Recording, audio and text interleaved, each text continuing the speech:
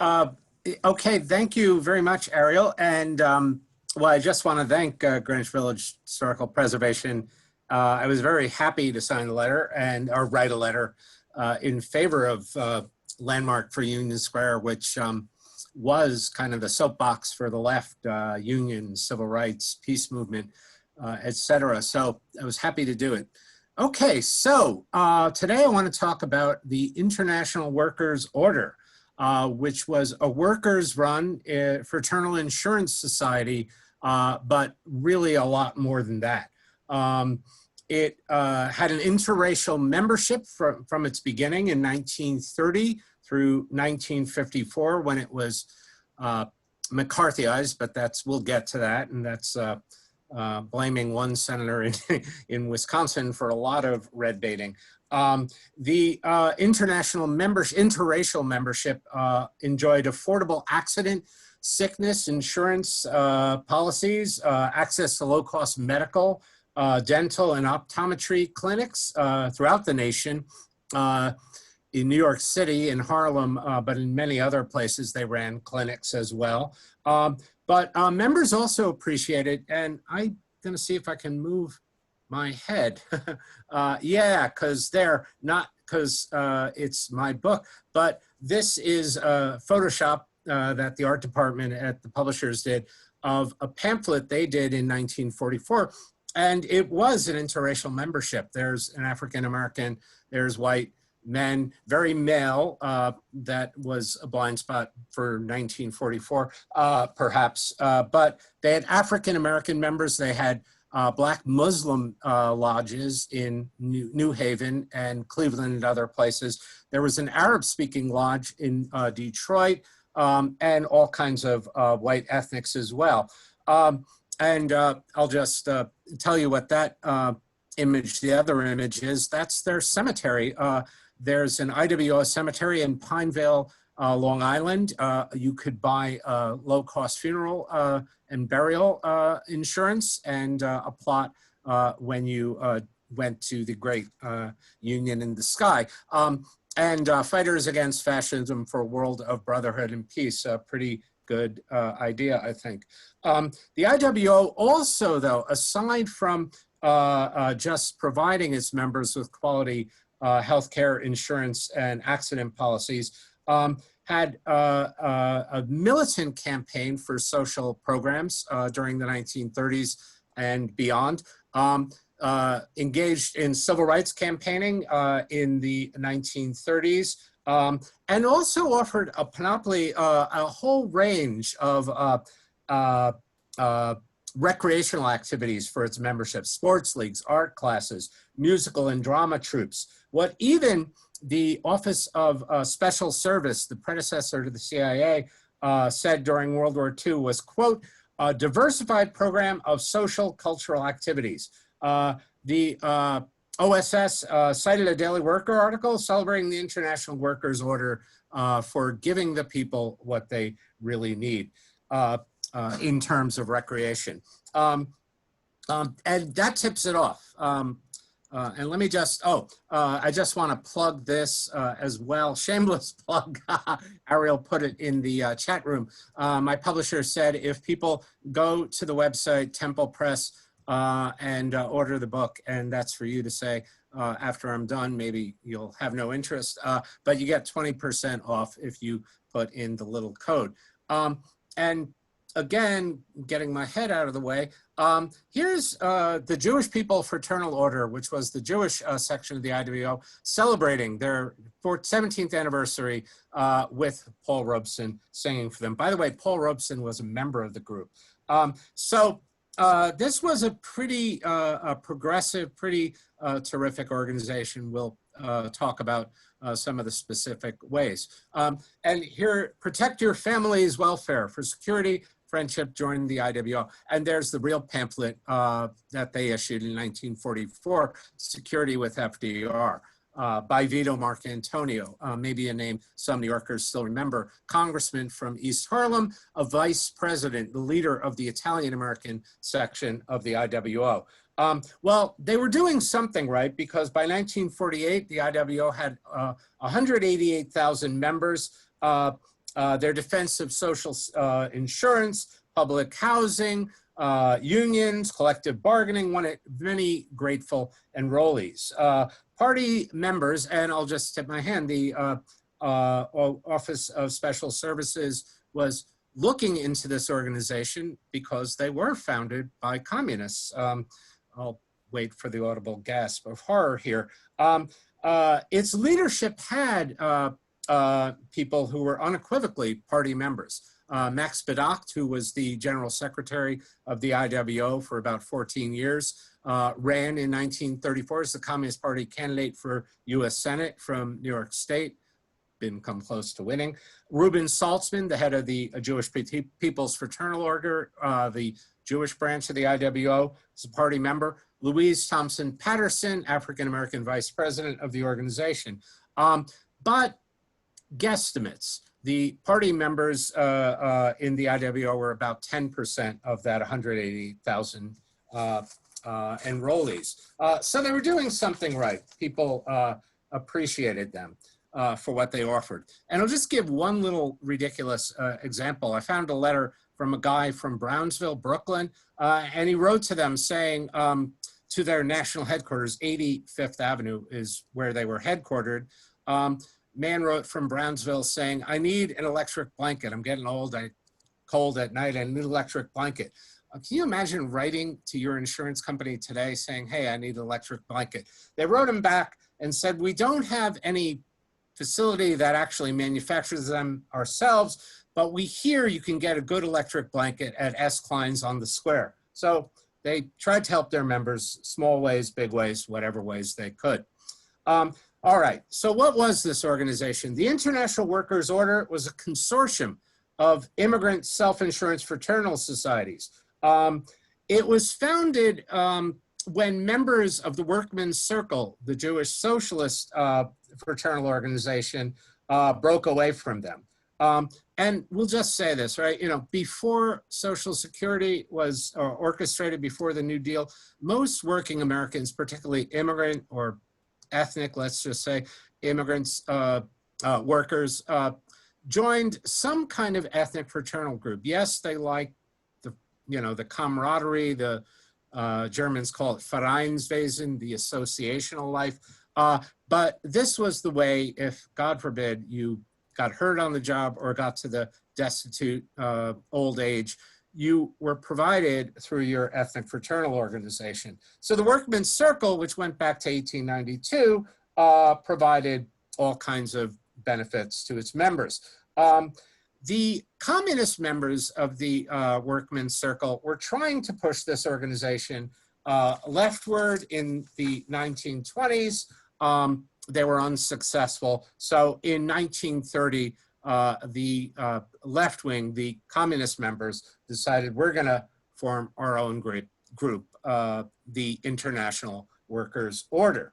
In 1930, a man named Marcus Jenks wrote to the Communist Party Language Department the work of the communist fractions, a report, the work of the communist fractions in fraternal organizations. And the need for this organization was demonstrated by Jenks. First of all, destitution. This is 1930, the Depression. And again, my face is in the way. I've been told this for years. Don't starve, on with the fight against hunger, demonstration to demand unemployment insurance. And the man on the left there in Detroit holding a sign, work is what I want and not charity. Who will help me get a job? 7 years in Detroit, no money, will furnish best of references. This kind of thing, you know, throughout America, 25% unemployment in Detroit. And again, I always hate, you know, when people say, you know, this is relevant, this is one-on-one relevant to today, but in our COVID moment, you could perhaps understand the desperation, the need for an organization providing for its members. So anyway, back to Marcus Jenks. Marcus Jenks says in this report, who does not know that in this, the land of the billionaires, in America, there is no social insurance for worker and also less protection to the lives of the workers than in any other capitalist country in the world. And I'll go on, and I always do, and to a large extent, it is due to the fact that there is no struggle going on for the establishment of laws for social insurance for workers, for unemployment aid, etc. By being a member of some mutual aid society, the worker hopes to be taken care of in case of illness, to be buried in case of death, and that is all. So Jens concluded we must use these organizations, these fraternal organizations, self-insurance societies, to develop a class consciousness of the members of the groups. So the IWO was founded in 1930. The Jewish members who left founded something called the Workmen's Circle, founded the Jewish People's Fraternal Order. This is the kernel in which the IWO started. 2 years later, the IWO went through a process that they called amalgamation. They reached out to pre-existing left-wing ethnic societies, the Hungarian Workmen's Sick Benefits Federation, a Russian, American-Russian Fraternal Society, the Slovak Workers' Society, and they began advocating or suggesting to these pre-existing societies, if you join the IWO, we'll have more members, we'll have a bigger pot of dues with which to provide better health care, and we'll also be able to advocate, as they did, for food or wages, social security, relief, anti-eviction campaigns. So in 1932, starting in 1932, other ethnic societies grew or joined, amalgamated, right, with the IWO. Eventually, by the late 1930s, there were 16 language societies. Of course, a lot of workers, immigrants, or children of immigrants were more comfortable holding meetings in Ukrainian, Slovak, Polish, Croatian, etc.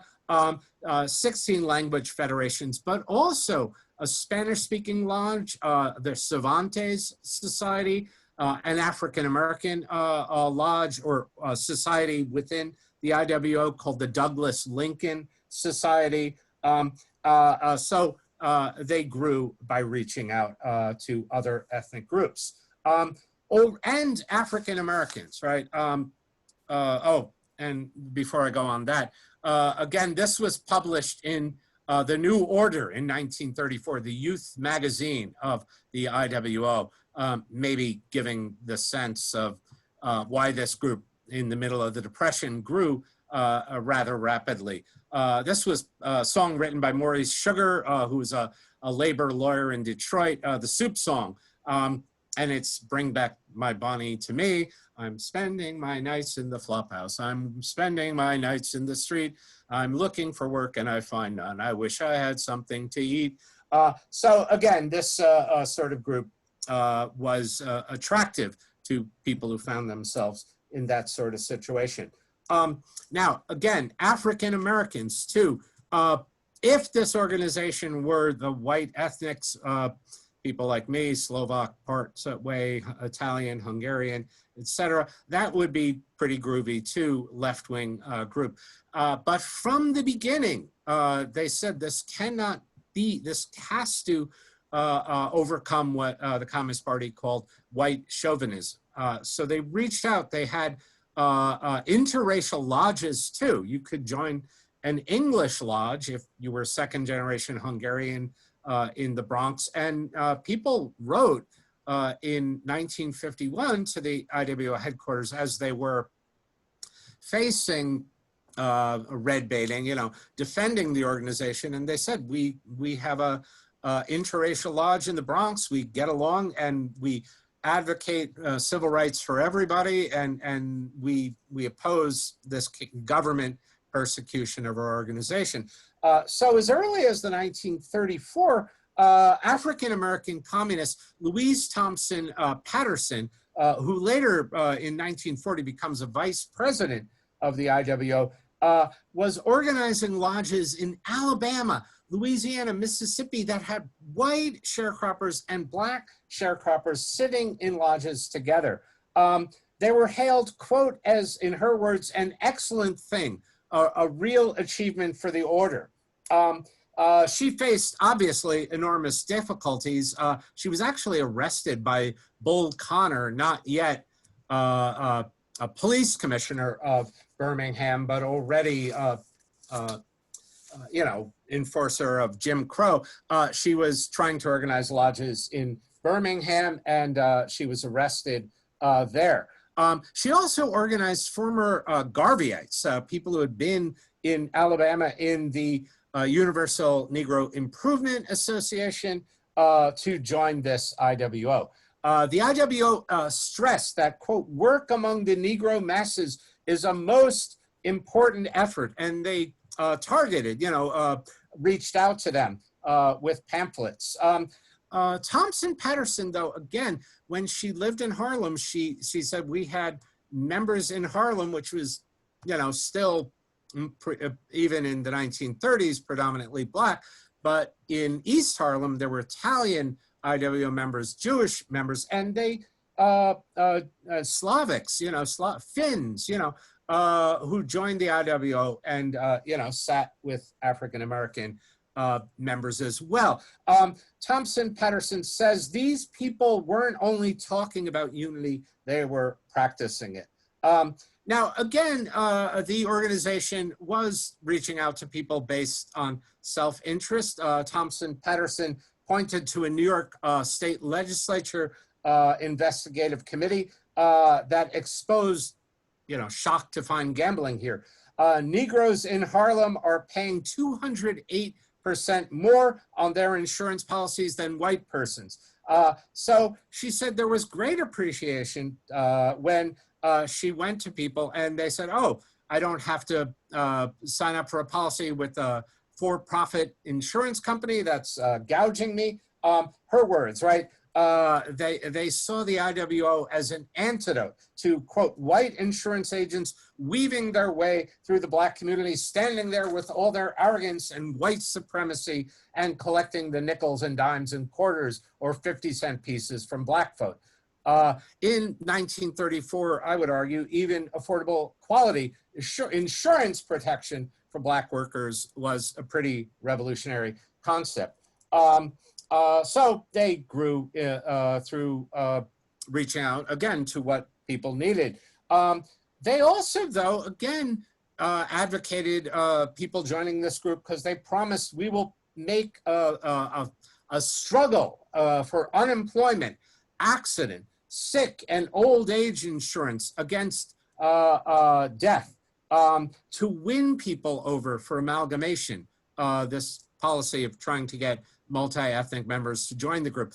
What they were talking about, this is between 1930 and 35, they were lobbying for what did eventually become the Social Security Act. And again, I mentioned it, but by the late 1930s, 16 language federations, the magazine, this article, which is still up here, song, is from the New Order. The main magazine was the Fraternal Order. It had sections in English, sections in Ukrainian, Italian, Spanish, various groups. So they reached out to people based on their need. Now, we've already talked about this, but interracial unity here. Here is the Cervantes group in East Harlem. No, this one is Brooklyn, I'm sorry.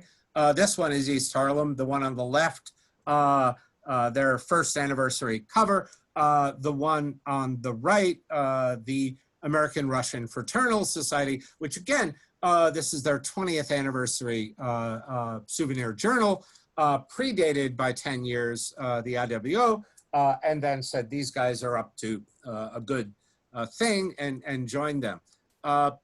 Now, again, they reached out to people also appealing to, if you want to call it ethnic pride, the order attempts to encourage the preservation of the cultural heritage and artistic values developed over the years and through the generations by the peoples of the different countries of the world and brought with them to the United States. Quotation by Peter Shipka, Slovak-American national treasurer of the IWO. On the left is from Los Angeles delegates to the Jewish American section, the JPFO, and on the right, a Spanish American pageant from New York City from the Cervantes group. But even, and here too, right, Negro History Week, this is a Cervantes band organized in, I believe, East Harlem. Even at this point, white ethnics, of course, were denigrated as not quite right Americans. I'll give you a graphic example a little later, but one of the leaders of American sociology published a book which said out front, right, a Polak could live in dirt that would kill a white man. So this, you know, members who are said, hey, we're going to join this group, will join and we'll have bands, we'll do theater, we'll, you know, prize our own ethnic cultures, was a pretty revolutionary thing, not just, you know, ethnic pride. We'll sing some songs. Also, again, and I'm stressing a lot of these points perhaps too much, but the IWO itself, this is a quotation, Sam Roberts of the IWO quoted in the African-American newspaper, the Baltimore African-American, the IWO is insurance against Jim Crow. In their outreach to Hispanic and African-American members, they simply said no Jim Crow in the IWO. They republished praise from African-American minister in Chicago, your battle for health and social security, your cultural activities are indeed wonderful. The IWO provides the greatest amount, misspelled it, of insurance protection for the entire family at the lowest possible cost. Security through insurance is something that my people never know. You know, I've skipped one a bit much, but this was even in a pragmatic sense, you know, health insurance that people can afford, this was something revolutionary. They also maintained the IWO in larger cities, in New York City, absolutely, in Philadelphia, in Chicago, medical clinics. Nathan Schaefer, the head of the New York City committee of the IWO, said most members joined not for ideological reasons, but because of, quote, the general appeal we make, namely the benefits we offer to the workers in this country, which are better and more attractive than most fraternal societies. The New York IWO had a medical department with specialists, with dental departments. They had an arrangement with pharmacists for low-cost drugs for members. And they also ran in New York City, a birth control center in the interests of the IWO members and all their friends. The birth control center was run by, quote, an outstanding woman physician who had been associated for many years with the Margaret Sanger Clinic. The IWO's birth control clinic kept evening hours for working women. And I will say, this is in the 1930s. Birth control, dissemination of birth control was still criminalized through the federal mails as dissemination of pornography. And so the FBI and other organizations had another thing to not like the IWO about. The rest of us maybe could appreciate it was a bit ahead of the curve. Now, so the provision of benefits, the health facilities available to members, these were attractive. If we had left it at that, I would argue this was a pretty groovy organization, but they went beyond that. The IWO, what made it really exceptional was the depth of its commitment to advocating for better living standards, better social programs, forceful lobbying for racial justice, and again, a full range of recreational activities for its members. True to its initial pledge, the IWO lobbied to force the federal government to enact humane unemployment and old age pensions, a 1932 memorandum on, quote, the activities of the IWO from the organization, not any of the law enforcement people, said the IWO is pledged to mobilize and organize its members in the fight for social insurance. The order committed to instilling in its members and lawmakers the need for government unemployment insurance, old age pensions, etc. And here's a pamphlet that they issued on the left. Israel Amter, again, unapologetic communist, ran again several times on the Communist Party line, I believe for governor of New York at one point. The IWO issued a pamphlet by Amter, Why the Workers' Unemployment Insurance Bill Can It Be, How It Can Be Won. And on the right, this is actually from Detroit. And I love New York and, you know, could be as New Yorkish as anybody. But what I find amazing about this group too is Detroit, okay, another big city. They had lodges everywhere.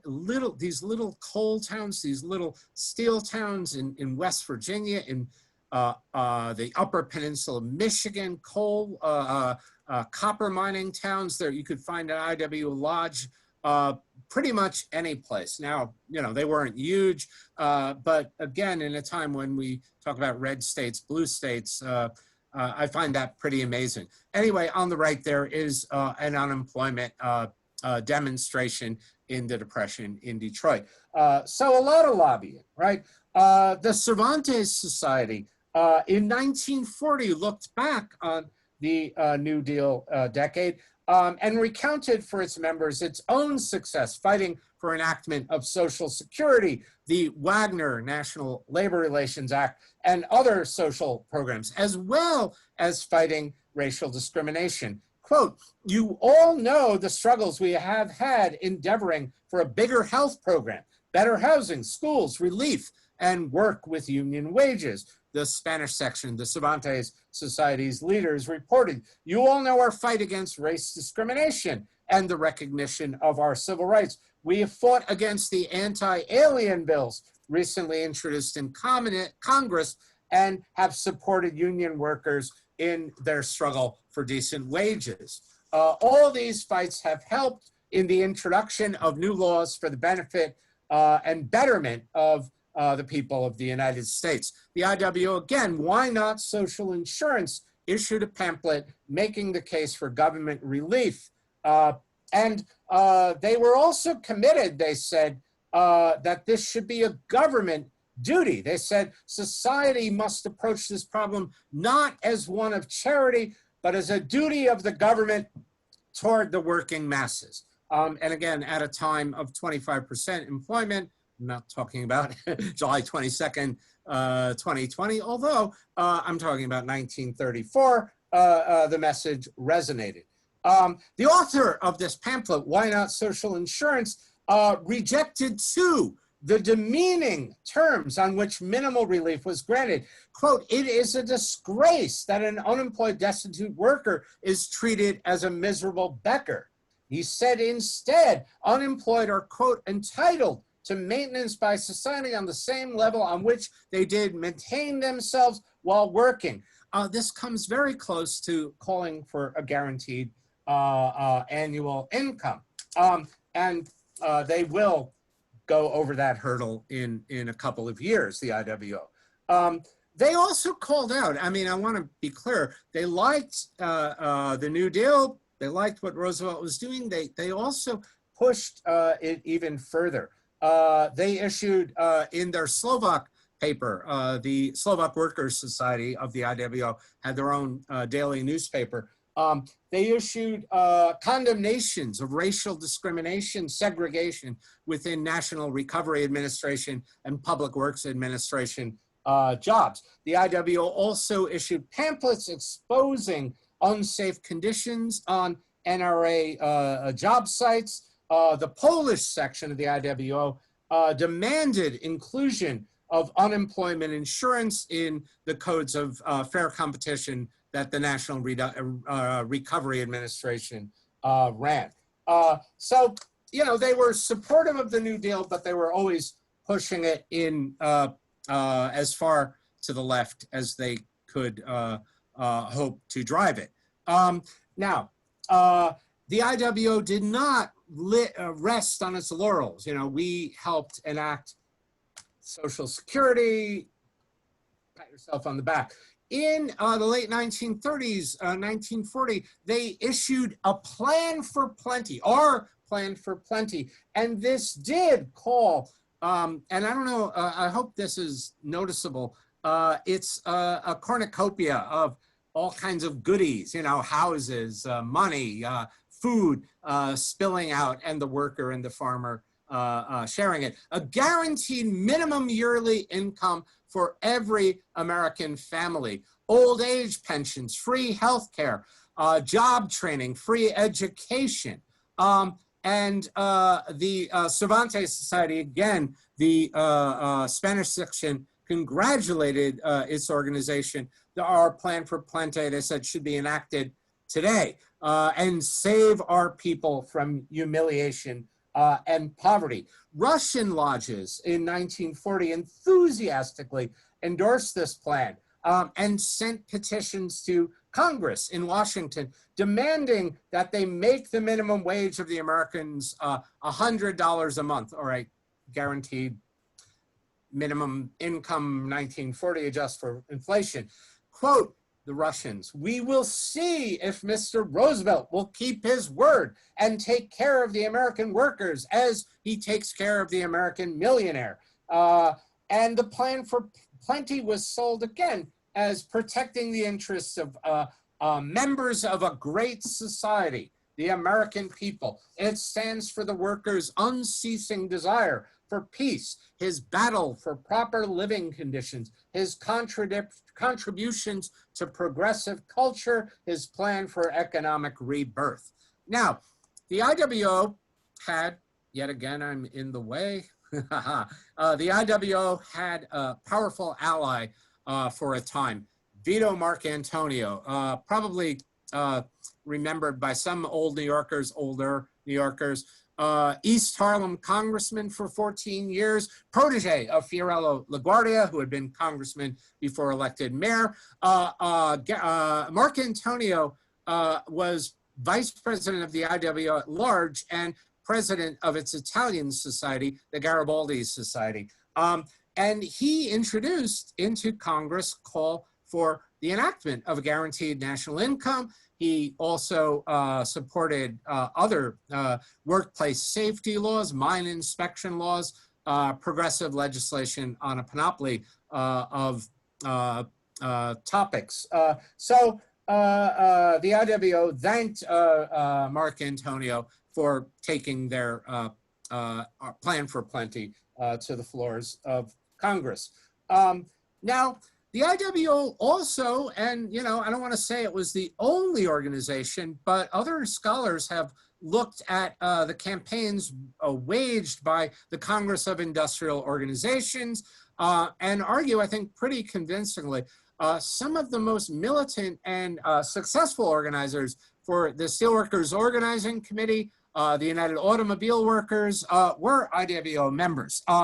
Including, again, I've mentioned her, Louise Thompson Patterson, African-American woman who went to these steel towns in West Pennsylvania and got Croatians, Hungarians, African-Americans as well, signed up. She even in her unpublished memoirs, you know, kind of was amused. She said, you know, first time I stood up before these guys who look like that on the right, whether they're those men in that picture are Croatian or Hungarian, and said, you know, they're not going to listen to an African-American woman. She made the case, and they joined both the IWO and signed up for SWOC.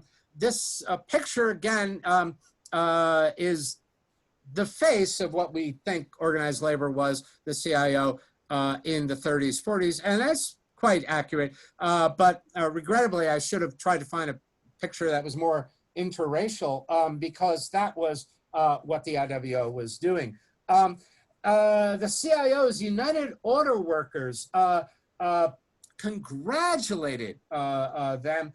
Pittsburgh IWO conferences were held to get steelworkers to join SWOC.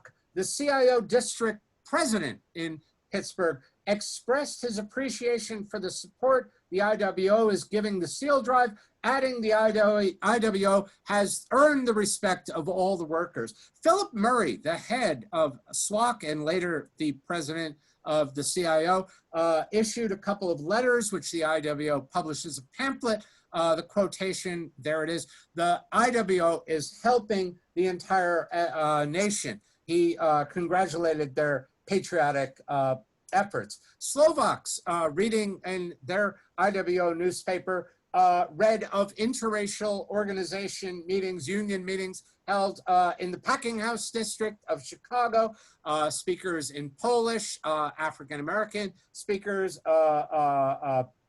getting workers to join the union. So they were on the right side of a couple of different issues. Now, the IWO also supported a crazy idea, universal health care in the 1930s and 1940s. This pamphlet by a man named Joseph Starobin, absolutely a communist, issued by the IWO, Never Again, and there's a Hoover breadline, called for enactment of the Wagner-Murray-Dingell bill, co-sponsored by U.S. Senator from New York, Robert Wagner, but also James Murray, Senator from Montana, and again, blows the mind, right? Montana endorsing universal health care in 1945, calling for, again, a national health insurance fund to cover every man, woman, and child.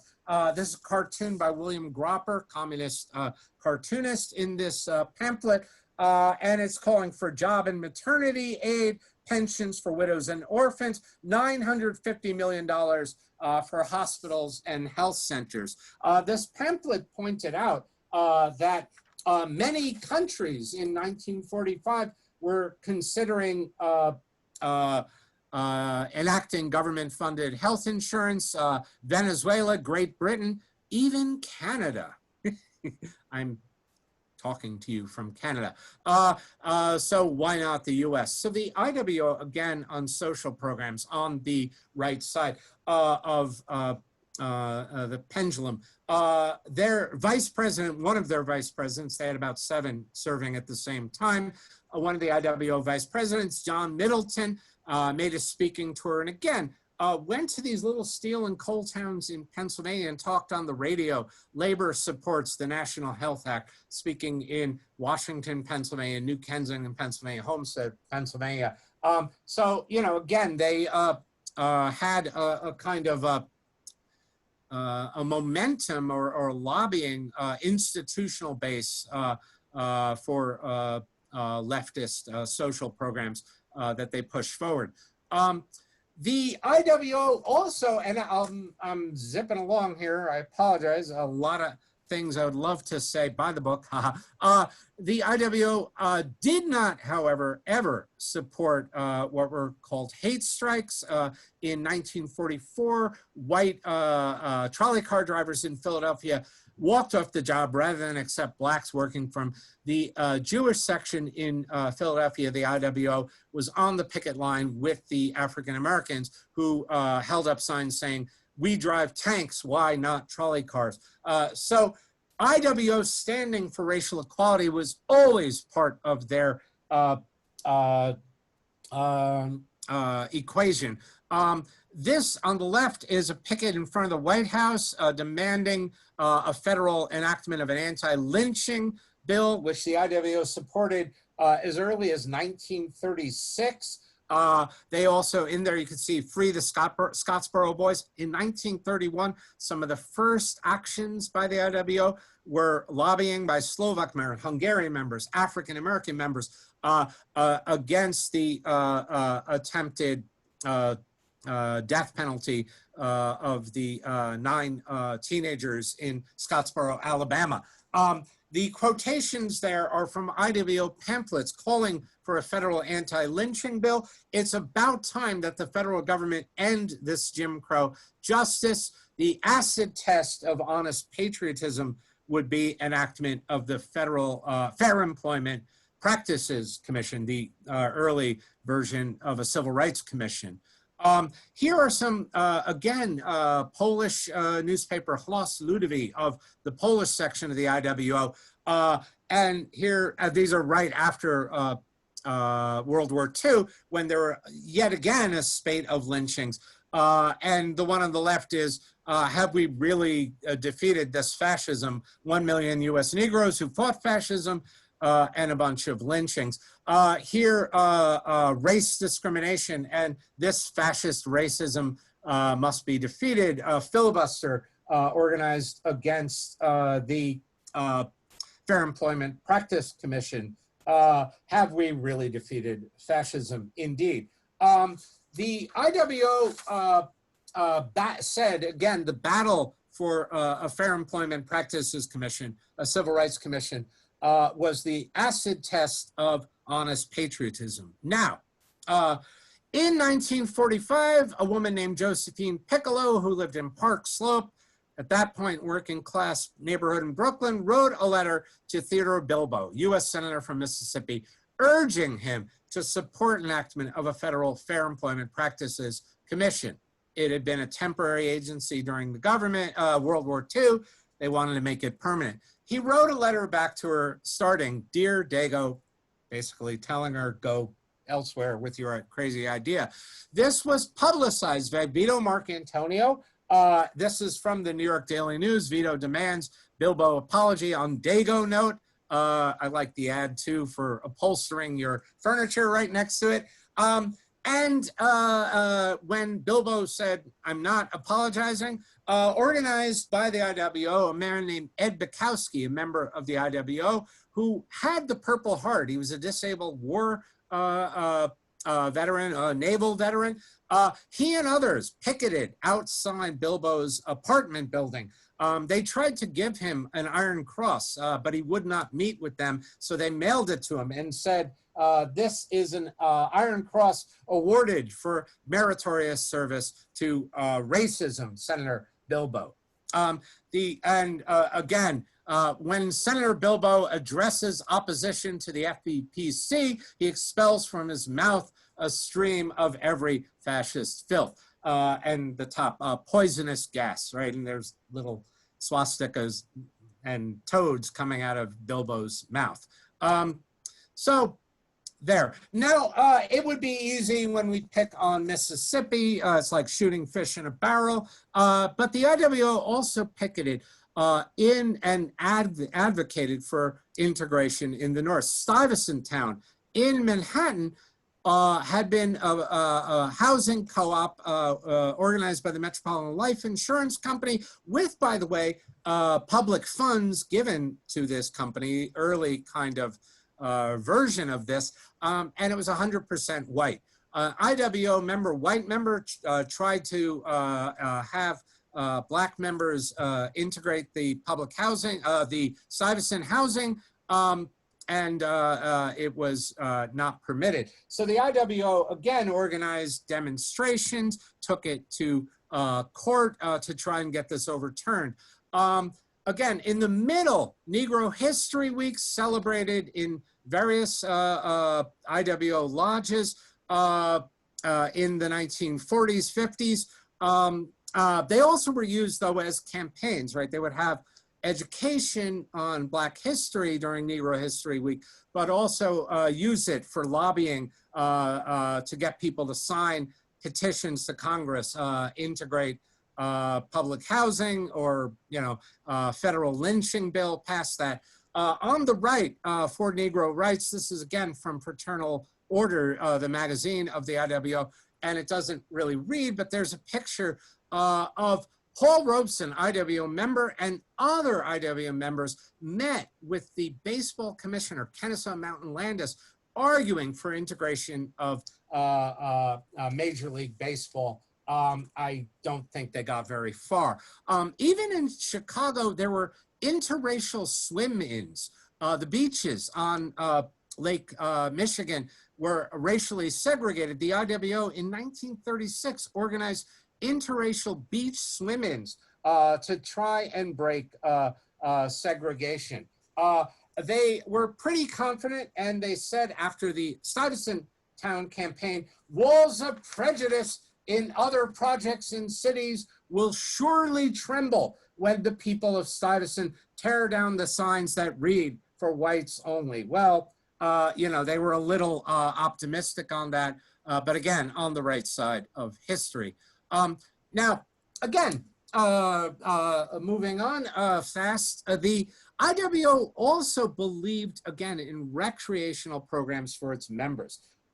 When you give people a chance at self-expression, you were doing a valuable thing for them, a thing they appreciate. This is, again, from their national leadership. On the left, the Cervantes Society, and if it's not obvious, you've got baseball players, you've got bands, you've got singing societies, you've got recreational facilities. They organized bands for Cervantes members in East Harlem. They had Spanish dances, flamenco dancers, Spanish junior pageants. Again, members were entertained by Paul Robeson, a member of the organization. Pete Seeger often appeared, but even the members themselves had theater groups. They had, for the Russian Society, the Radishov Russian folk dancing troops. They had choirs, they had musical organizations. And again, a film division. You could order a film to show at your meeting. When you give people a chance at self-expression, you were doing a valuable thing for them. They also had summer camps, which I will say were some of the only integrated ones, even in the Catskills. The Cervantes Society ran something called Via Buena Vista in the Catskills, a wonderful place for a vacation in the Catskills. It was advertised as an interracial resort at a time when, again, even in the fringes of New York, this was pretty atypical. The IWO also had classes. They had theater groups. The Cervantes Society did their first play in Spanish, Snow White and the Seven Union Dwarfs. I could not find a play script, but I think we get the idea of what it was.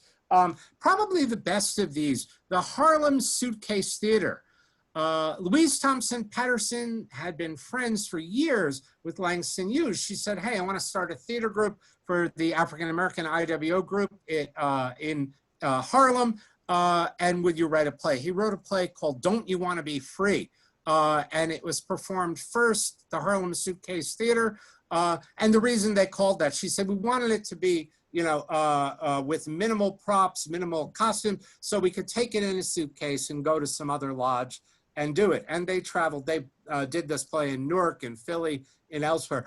The man on the right is Robert Earl Jones, later an actor in his own right, the father of James Earl Jones. And he was the lead in this play. He got his start as a professional actor with the Harlem Suitcase Theater. All right, so we could sum this up, right? By the way, integrated baseball leagues in the IWO, they organized petitions, right? Again, play integrated baseball game in Canton, Ohio, or Providence, or Jersey City, or Brooklyn. And in between innings, we pass around the petition, integrate the major leagues, and then we go talk to Kennesaw Mountain Landis. They also organized in 1945 on opening day demonstrations at Ebbets Field and the Polo Grounds, the Jewish section of the IWO, integrate baseball. They left out Yankee Stadium. I don't want to step on any toes here. Maybe they thought the Yankees were a lost cause. The Brooklyn Dodgers, they had a shot. New York Giants, they had a shot. Okay, so if this sounds too good to be true, interracial fraternal order that, again, provided low-cost insurance, advocated for social programs for working class Americans, campaigning for racial justice, and dedicated to enriching the culture, life, and recreation of its members. If you think this is too good to be true, anti-communists thought so too. Already in 1938, the House Un-American Activities Committee investigated the IWO, its support for left-wing strikes, Max Badak, the General Secretary's membership in the Communist Party were held against it. So in Fraternal Order, the magazine, a cartoon accompanying And it's of a top-hatted millionaire ripping the Bill of Rights. Speaking of American rights, the IWO went on the defensive and said it had nothing, to apologize for. All right, during World War II, and I will not go into it, we could talk about it if you want later, the IWO, of course, supported the Soviet Union, but what do you know? They were our ally. World War II, they kind of got a timeout on the playing field, the IWO, although I've looked at the FBI reports, right? They were still being scrutinized, right? With the onset of the Cold War in 1945-46, however, harassment began in earnest. In 1947, the Attorney General of the United States, Tom Clark, Truman's Attorney General, placed the IWO, its foreign language societies, the Douglas Lincoln Society for African Americans, on the Attorney General's list of subversive organizations. Now, this was supposed to only require government employees to take a loyalty oath or resign from any of the organizations on the Attorney General's list. It was used by other branches of government to begin attacks on member organizations. The New York Board of Education barred the Jewish section and other IWO societies from using the public schools. They ran a series of classes. You could take classes in painting. I told Ariel, you could take a class in how to write a detective story from the Jefferson School run by the Communist Party, and they would go to IWO lodges. The class in how to write a detective story was taught by Dashiell Hammett, himself a communist, the writer of the Maltese Falcon. Okay, now the New York public schools say you cannot use our schools. Government employees in the IWO, especially post office employees, were fired. Members who were born overseas faced deportation. Now, again, this organization had 188,000 members. About 10% were members of the party, but this began to either members quit because they were terrified, or they were deported or otherwise faced prosecution, persecution. They began to resign from the organization. This is a pamphlet that the IWO published for the head of its Hellenic American Brotherhood, for its Greek members, Peter Harasiadis, and he faced a deportation order in 1951, should Miss Liberty be deported. If Peter Harasiadis is deported, the Statue of Liberty will be on the boat with him. They said they went through, all the crimes, quote unquote, of Harasiadis. He had briefly been a member of the Communist Party, but he worked for unions, he worked for civil rights, etc. And then they said there's another foreigner with un-American ideas. She came to this country 70 years ago from France. Her name is Miss Liberty. Peter Harasiadis did not win his appeals. He was eventually, in 1951, told, you have to be deported. He had come to the United States when he was 9 with his parents. He did not know anyone in Greece, plus Greece was a right-wing dictatorship at this point in 51. He was offered asylum by Poland, already a communist country. He did not speak a word of Polish. He said, I'm going to Poland because I don't want to die in some Greek prison. So the IWO orchestrated defense of freedom of association, anti-deportation rallies, etc. Now, I don't want to skip to the final one. We're almost there.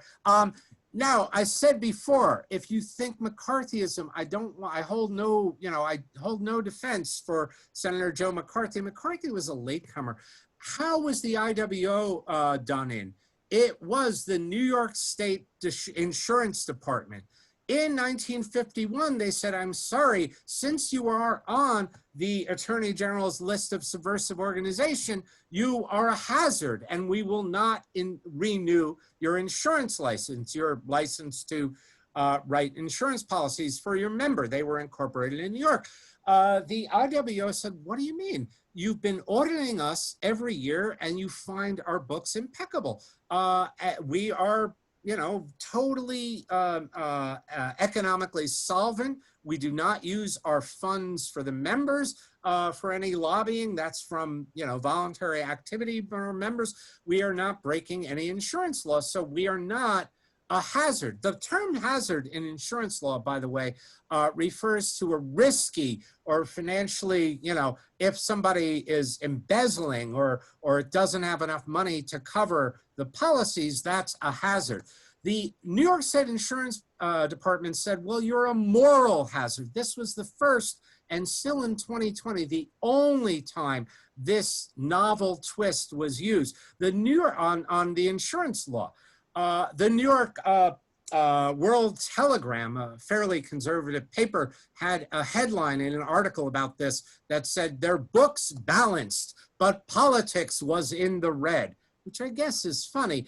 But they were told, I'm sorry, you're a moral hazard. Well, they appealed it to the federal courts in New York, and a judge named Henry Clay Greenberg ruled for the insurance department of New York and said, I'm sorry, you are too risky. Your funds might wind up being used by the Soviet Union. They presented no evidence that this was ever done or even contemplated.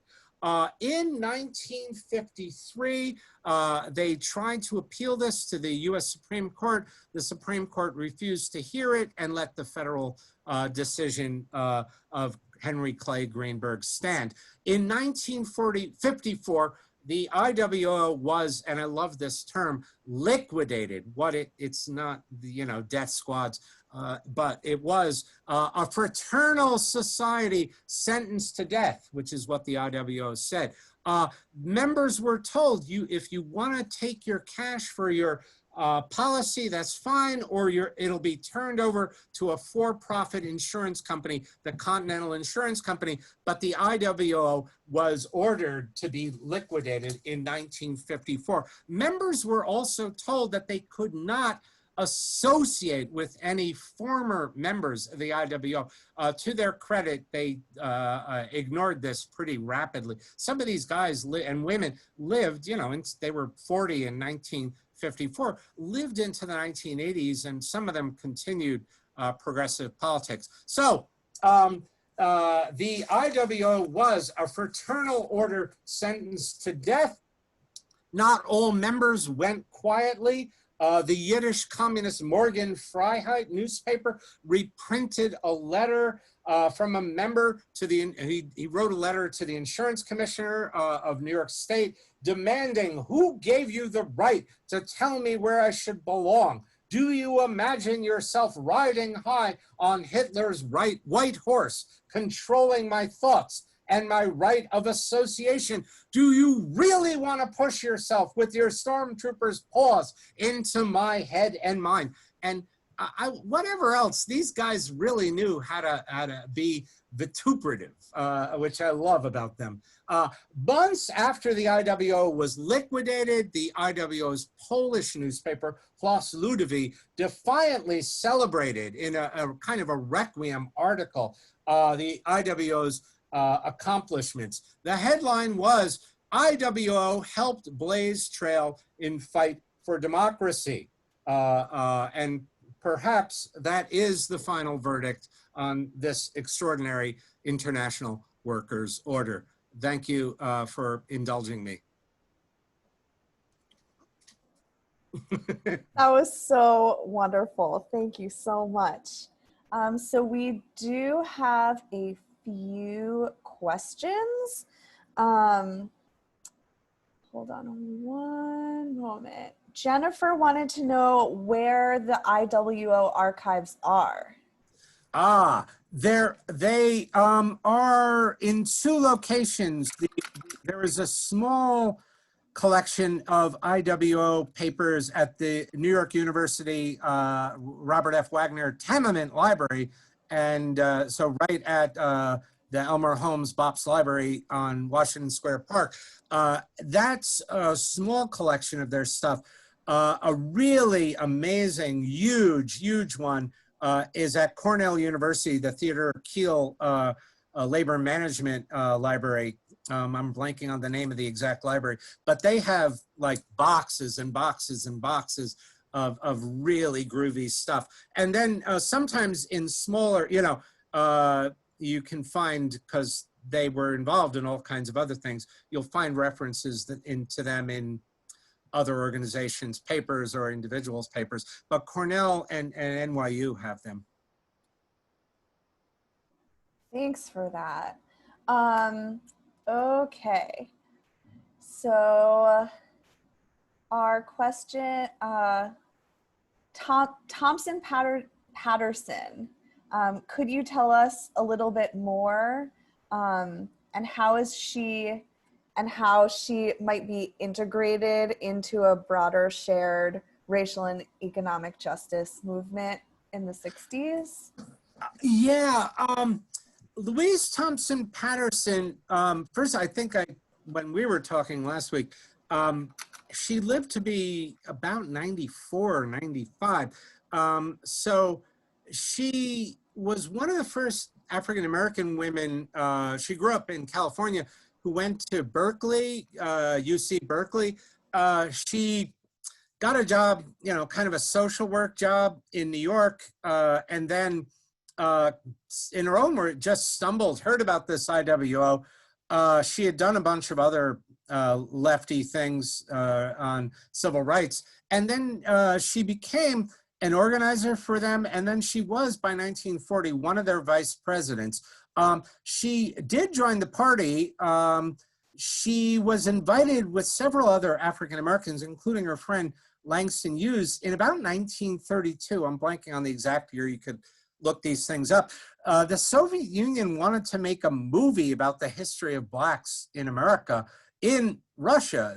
And so they invited these lefty African Americans to come and, hey, we'll make this movie.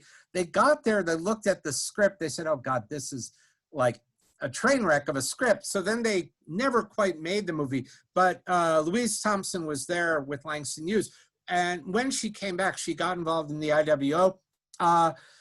Afterwards, she was involved in an amazing organization called the Sojourners for Truth and Justice. It didn't last very long, but it was an African-American women's organization.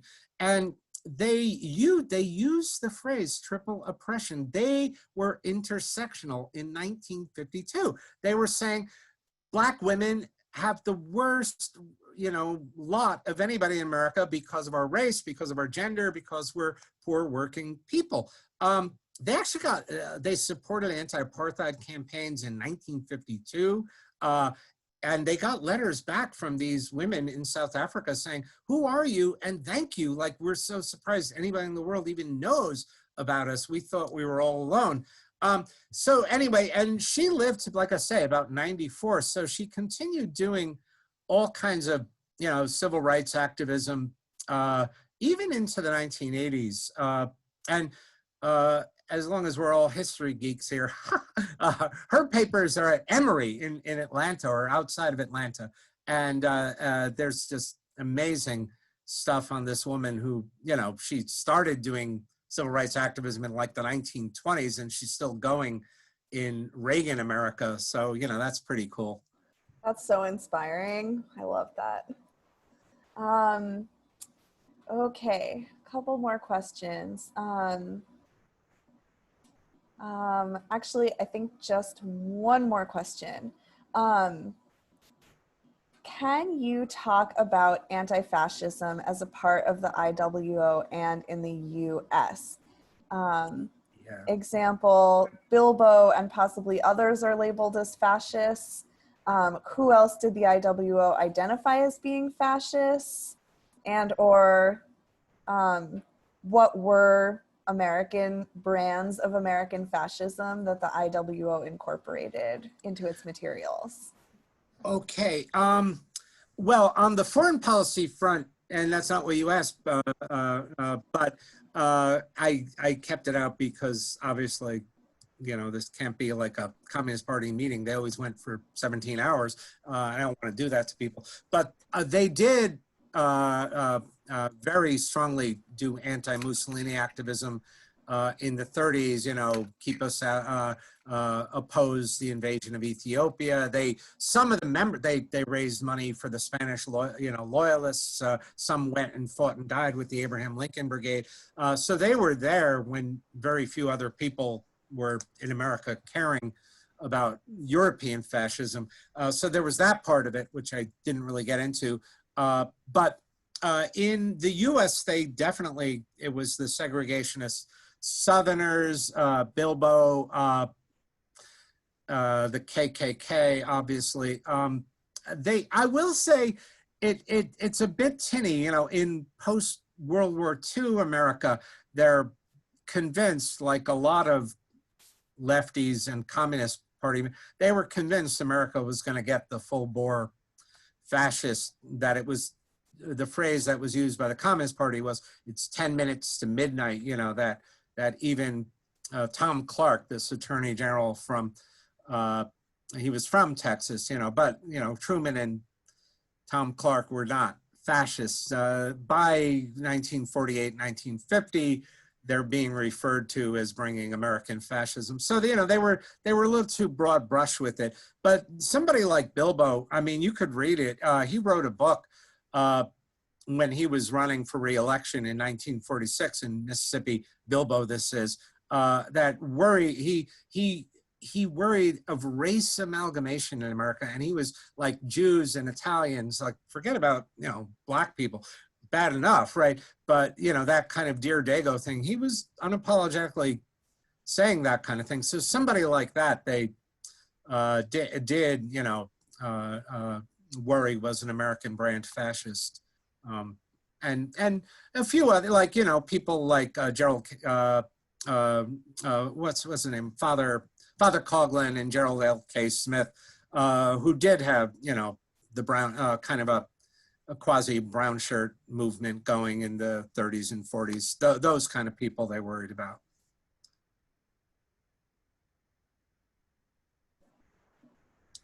Thanks. Wow, we're getting lots more questions, which is so exciting. We have a couple of questions about the relationship of the IWO with other institutions. One being the IWW and the other being the Forward, the newspaper. Well, in general, they you know, the CP, the Communist Party, talked about post-1935, the Popular Front idea that, you know, we will make common cause with the left wing or liberals of a variety of shapes. And so the IWO did a lot of that. I mean, they were involved in, you know, the National Negro Congress. They were involved even in the CIO PAC to help get Roosevelt reelected in '44. They were involved again in many union campaigns. As far as those two organizations, though, the IWW was not really, there were probably, I can't say for certain, but there were probably some IWW members or former members who joined, but it wasn't something they really reached out to. The Wobblies, God love them, I mean, and they're still around, but, you know, their heyday had been much earlier. They were kind of not as powerful as they had been or numerous in 1913. So quite frankly, I don't see much, or in the stuff I looked at, I don't see much of them, my group, the Order, working very much with the Wobblies. The Forwards was is the socialist Jewish newspaper. And that, you know, would have supported the Workmen's Circle, which is the group from which the IWO, my group, broke off from. So I don't know, they probably supported each other in that broad Popular Front era, that World War II era. But if you go back to the 1930s, there was a lot of anger and animosity from those who stayed in the Workmen's Circle, who looked at, you know, those who left and formed the IWO as, you know, left-wing crazy people, or also that they left and took some of the assets of the workmen's circle with them when they formed their own lodges.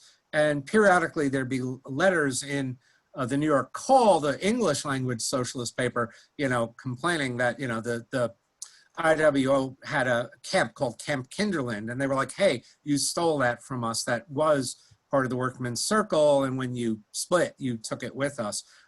So I don't think they would have worked all that closely, except in that sort of, during World War II, when left-wing groups of a variety, liberal even, worked more closely together. Other than that, I don't think they would have worked very much with the forwards. Thanks. I'm gonna end us off with one more question, which this will truly be our last, from Jake. In what ways did former IWO members continue progressive and radical struggles in New York? For example, did former members collaborate with the New Left in the 1960s? Wow. Some of them did. Jesus Colon, who was the head of the Cervantes Society, again, he wouldn't have been young, but he did live until 1975. So there was, activity with, oh, bloody hell, the Young Lords. Would that be the right group? The Puerto Rican, yeah, okay. And, he continued anti-poverty campaigns. He was a communist, big deal. But, he supported as La Raza continued building. There were, again, like Louise Thompson Patterson, endorsed. She knew, she was family friends with Angela Davis's parents, right? So there was a kind of indirect genealogy. A lot of these guys, they weren't anymore leaders. A guy named Michael Hanusiak, who was the head of the Ukrainian Society, was still doing, union activity in Pittsburgh, supporting, again, the what was left to the left. And I said this, to Ariel the other day. Yes, Herbert J. Edgar Hoover and Tom Clark thought this was a red menace, but I'm convinced in the back of their head, a lot of it was, they've got an institution that can, an institutional base, the IWO, magazines, lobbying, connections with other groups like the Civil Rights Congress in the 1940s and 50s. And they can threaten the status quo racially and economically. We cut this IWO off at the knees, and, some of that goes away. But it doesn't go down forever. And there is this heartening, connection. Like, again, there were, the lack of a better word, red diaper babies involved in Students for a Democratic Society. I can't point, or off the top of my head, to a specific, like, oh, my parents were members of the IWO and then I was at University of Michigan. But, there was that kind of recognition or remembrance generationally. And some of these, back to that cemetery in Long Island, a guy named Sam Pevsner is buried there, and I took a photo off a website because I haven't been. His tombstone is there, and he died in 1998, and he was involved, as an older person, not on the ground, but in anti-Vietnam demonstrations, civil rights activism, until he died in the 1990s. So there was, kind of like a passing of the baton from some of the veterans of this organization, I'd say.